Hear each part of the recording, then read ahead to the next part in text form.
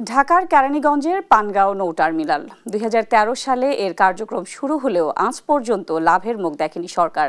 ফলে টার্মিনালটি পরিচালনায় ২২ বছরের জন্য দায়িত্ব দেওয়া হয়েছে সুইজারল্যান্ডের প্রতিষ্ঠান মেডলককে। জানিয়ে চলছে আলোচনা সমালোচনার ঝড়।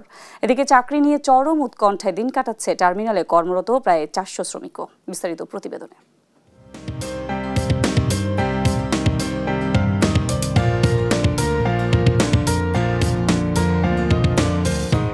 এই সেই পানগাঁও টার্মিনাল।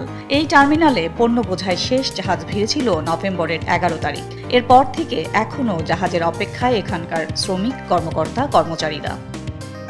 বুড়িগঙ্গা নদীর তীরে অবস্থিত এই কন্টেইনার টার্মিনাল নির্মাণে ব্যয় হয় ১৪৯ কোটি টাকা। ২০১৩ সালে এটির কার্যক্রম শুরু হলেও প্রথম জাহাজ ভেড়ে ২০১৫ সালে। মাসে ২ থেকে ৩টি পণ্য বোঝাই জাহাজ ভেড়ে ঢাকার এই পানগাঁও টার্মিনালে। শুরু হওয়ার পর থেকেই টার্মিনালটি পরিচালিত হচ্ছে লোকসানে। পণ্য খালাসে সময় এবং খরচ বেশি হওয়ায় শুরু থেকেই ব্যবহারকারীরা খুব একটা আগ্রহী নয় এই টার্মিনাল ব্যবহারে। এই অবস্থায় দায়িত্ব পেয়েছে বিদেশি অপারেটররা। এখন দেখার বিষয় সময় এবং খরচ আসলে কতটা কমে। টার্মিনালটি নির্মাণের ১ যুগেরও বেশি সময় পার হলেও এটিকে লাভজনক করতে পারেনি সরকার। ফলে টার্মিনালটি পরিচালনার ভার বিদেশিদের হাতে দেওয়ার সিদ্ধান্ত নেয় অন্তর্বর্তী সরকার। এরই মধ্যে গত সোমবার পানগাঁও টার্মিনাল পরিচালনায় চট্টগ্রাম বন্দর কর্তৃপক্ষের সঙ্গে চুক্তি করেছে সুইজারল্যান্ডের প্রতিষ্ঠান মেডলক। যা নিয়ে আলোচনা সমালোচনার ঝড় বইছে। তবে এখনও দায়িত্ব বুঝে নেয়নি বিদেশি প্রতিষ্ঠানটি। সরকারি হিসেবে গত ১২ বছরে প্রায় ১৬৫ কোটি টাকা লোকসান হয়েছে এই টার্মিনালে। এছাড়া তখন টার্মিনালটি নির্মাণে BIWTA-কে দেয়া ১৫৫ কোটি টাকার সুদমুক্ত ঋণের ১ টাকাও এখন পর্যন্ত ফেরত পায়নি সরকার। প্রজেক্টটা তখন আমরা BIWTA-কে প্রায় ১৫৫ কোটি টাকা আমরা ঋণ দেই, সুদমুক্ত ঋণ দেয় একটা। ওইটাও আমাদের এখনো আদায় হয়নি। তো এইসব মিলিয়ে লস হচ্ছে আমাদের প্রায় এখন ১৬৫ কোটি টাকার মতো। তো দুটো মিলে আমাদের 165 আর 155 মিলে প্রায় ৩৫০ উপরে আমাদের লস হচ্ছে এখানে। এদিকে চাকরি নিয়ে শঙ্কায় এখানকার প্রায় ৪ শতাধিক শ্রমিক। বিদেশিদের সাথে চুক্তির পর তাদের চাকরি থাকবে কিনা তা নিয়ে উদ্বেগ আর দুশ্চিন্তা তাদের মধ্যে। আসলে বিদেশিদের কাছে দিয়ে দিয়েছে, আমরা কনফিউশনের মধ্যে আছি আসলে আমাদের রাখবে কিনা বা আমরা থাকতে পারবো কিনা। এখানে প্রতিটা শ্রমিকে টাকার বিনিময়ে আমরা কাঠ কিনছি। আমাদের যদি বের করে আমাদের ক্ষতিপূরণ দিতে হবে এই বন্দরকে। তখন আমাদের যদি বিদেশিরা না রাখে পোটা কর্মর জন্য, তখন আমরা কি করবো? আমাদের বিরাট একটা ক্ষতি হয়ে যাবো। এটা সুখে দুঃখে আমরা ছিলাম। আমরা কিন্তু এখানে চাকরি নিয়েছি আপনার গিয়া সুদিনের আশায়, কিন্তু এখানে যে আপনার প্রায় ৪০০ মতো শ্রমিক আছে, কিন্তু আমাদের বিষয়টা কোনো চিন্তা ভাবনা না করে তারা এটা বাড়া দিয়ে ফেললো। তবে চাকরি নিয়ে শ্রমিকদের দুশ্চিন্তার কোনো কারণ নেই বলে জানিয়েছে বন্দর কর্তৃপক্ষ। এই বন্দরে যেহেতু শ্রমিক দিয়েই কাজ করাতে হবে, শ্রমিক ছাড়া শ্রমিকের বিকল্প কিছু নাই। আমি যতটুকু জেনেছি যে ওনারা করবে না, মানে কাউকে ছাড়াই করবে না। টার্মিনালটিতে কর্মরত ৪০০ শ্রমিকের ভাগ্যে সামনে কি আছে তার উত্তর মিলবে সুইজারল্যান্ডের মেডলক দায়িত্ব বুঝে নেওয়ার পর। বিদেশিদের হাতে এটি পরিচালনার ভার দেওয়া নিয়ে বিশেষজ্ঞদের যে সমালোচনা চলছে তার জবাব পেতেও আরও কিছুদিন অপেক্ষা করতে হবে। সরকারের চুক্তি ব্যবসা বাণিজ্যে গতি ফেরাতে পারলে সেটি হবে বড় প্রাপ্তি, আর সেজন্য আমাদের আরও কিছুদিন অপেক্ষা করতে হবে। সাদিয়া লাবনী, দেশ টিভি, পানগাঁও টার্মিনাল, কেরানীগঞ্জ। পানগাঁও বন্দর নিয়ে আলোচনায় যুক্ত করে নিচ্ছি চট্টগ্রাম চেম্বারের সাবেক পরিচালক মাহফুজুল শাহকে। আপনাকে স্বাগত দেশ বাণিজ্যে। ধন্যবাদ। প্রতিবেদনে দেখছিলাম ১২ বছরে লোকসান প্রায় ১৬৫ কোটি টাকা। এর কারণ কি? ২০১৩ সালে যখন পানগাঁও টার্মিনাল পরিচালনা করার জন্য সরকার সিদ্ধান্ত গ্রহণ করেছিল এবং সেটা শুরু হয়েছিল ২০১৫ সালে, তখন থেকে আমরা পানগাঁও টার্মিনাল সম্পর্কে মোটামুটি আমাদের সাথে আলোচনা হয়েছে বন্দর কর্তৃপক্ষের সাথে। আমরা বন্দর কর্তৃপক্ষকে বিভিন্ন ধরনের পরামর্শ দিয়েছিলাম as a stakeholder. Pangaon টার্মিনালটা করার মূল কারণটা হচ্ছে চট্টগ্রাম বন্দরের সাথে কন্টেইনার ডেলিভারি করার জন্য নৌপথে একটা রুট ওপেন করা।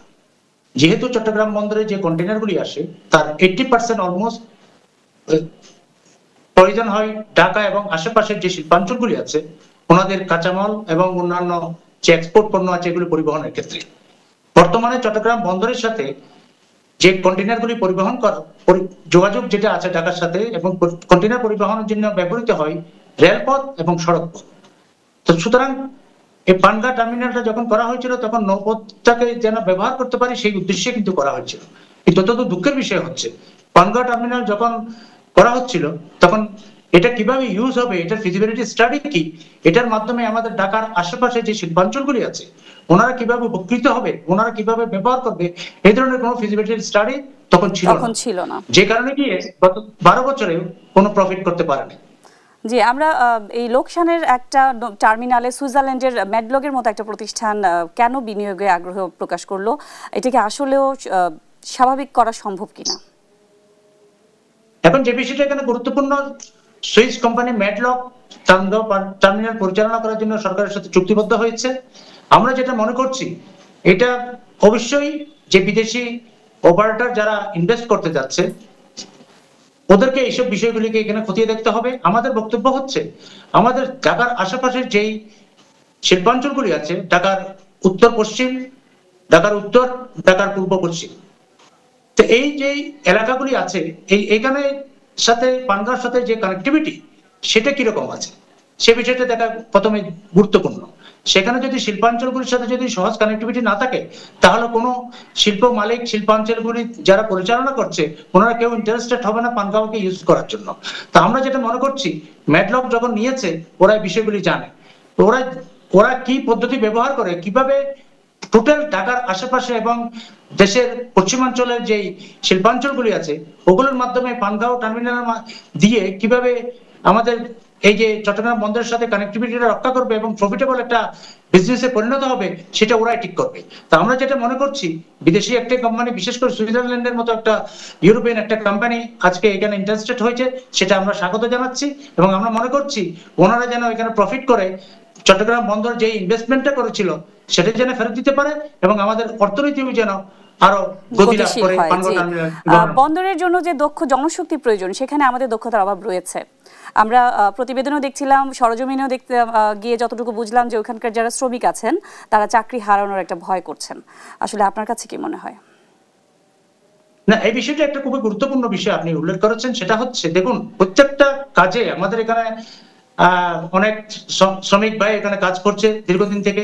এটাও আমাদের বন্দর কর্তৃপক্ষকে, বিশেষ করে পানগাঁও টার্মিনাল যে কর্তৃপক্ষ আছেন এবং চট্টগ্রাম বন্দর কর্তৃপক্ষকে এটা ক্লিয়ার করতে হবে, আমাদের শ্রমিক ভাইদেরকে যেন এখান থেকে চাকরি হারানোর কোনো ভয় না থাকে এবং ওনাদের জায়গায় যদি অন্য কোনো কাউকে যদি রিক্রুট করতে হয় সেই ব্যাপারটাও ক্লিয়ার করতে হবে এবং শ্রমিক ভাইদের যে চাকরির যে হারানোর যে ভয়টা আছে সেটা স্বাভাবিক থাকতেই পারে।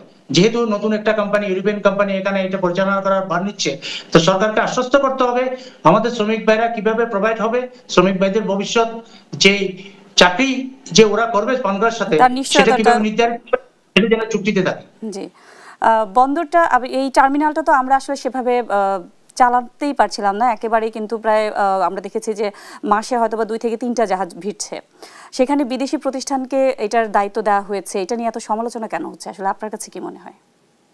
না, বিষয়টা হচ্ছে এরকম, বিদেশি প্রতিষ্ঠান যখন এটা গ্রহণ করেছে, ওরা যখন সিদ্ধান্ত গ্রহণ করেছে এখানে ইনভেস্ট করে এটাকে পরিচালনা করবে, তাহলে এখন যে লুফলগুলি আছে এবং যে কারণে পানগাঁও টার্মিনাল এতদিন প্রফিটেবল হতে পারে নাই, সেই বিষয়গুলি তো ওরা নিশ্চয়ই জানে।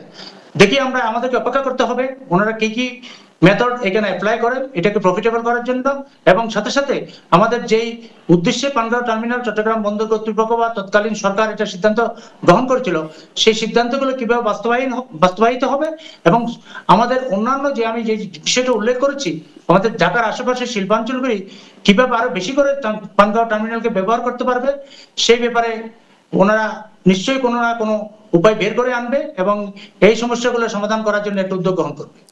ভবিষ্যতে আরো অন্যান্য টার্মিনালগুলো কিন্তু আন্তর্জাতিক প্রতিষ্ঠানগুলোকে দেওয়ার কথা বলা হচ্ছে, এই বিষয়টাকে কিভাবে দেখছেন? এছাড়া বাংলাদেশের বেসরকারি অনেকেই কিন্তু আগ্রহ প্রকাশ করেছে, এখানে দেশি প্রতিষ্ঠানকে কেন অবহেলা করা হচ্ছে এবং কেন ওপেন টেন্ডার দেওয়া হচ্ছে না, এই বিষয়টা একটু বলবেন প্লিজ। না, এটাও খুব গুরুত্বপূর্ণ বিষয়। আমরা সবসময় বলে এসেছি এটা স্বচ্ছতার মাধ্যমে যেন এইসব অপারেটরকে নিয়োগ করা হয়, এখানে সে দেশি হোক বা বিদেশি হোক, সেটা আমাদের কাছে প্রশ্ন না। আমাদের কাছে দেখতে হবে এই টার্মিনালগুলি পরিচালনা করার জন্য সরকার যে সিদ্ধান্তগুলো নিয়েছে, সেই সিদ্ধান্তের সাথে আমি শুধু অ্যাড করতে চাই যে দেশে যদি কোনো প্রতিষ্ঠান ক্যাপেবল থাকে বা কারো যদি কোনো প্রপোজাল থাকে, তাহলে অবশ্যই এটাকে অগ্রাধিকার দেওয়া উচিত এবং সাথে সাথে যেসব অপারেটররা বিশ্বের নাম করা যে অপারেটররা এখানে ইনভেস্ট করার জন্য যে ইচ্ছা প্রকাশ করেছে, সেটাকেও আমরা কিন্তু স্বাগত জানাচ্ছি।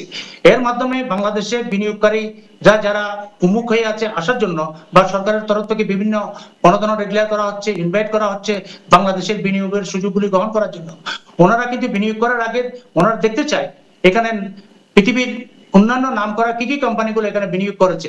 সুতরাং বন্দর যে ইস্যুটা আছে সেটা কিন্তু একটা ব্যবসা বাণিজ্যের সাথে অঙ্গাঙ্গিভাবে জড়িত। আমদানি রপ্তানি কার্যক্রম এবং বন্দর পরিচালনা আমরা নিশ্চয়ই আশাবাদী বিদেশি প্রতিষ্ঠানের কাছে বন্দর লাভজনক যাবে। জি, আপনাকে অসংখ্য ধন্যবাদ আমাদের সাথে যুক্ত হওয়ার জন্য।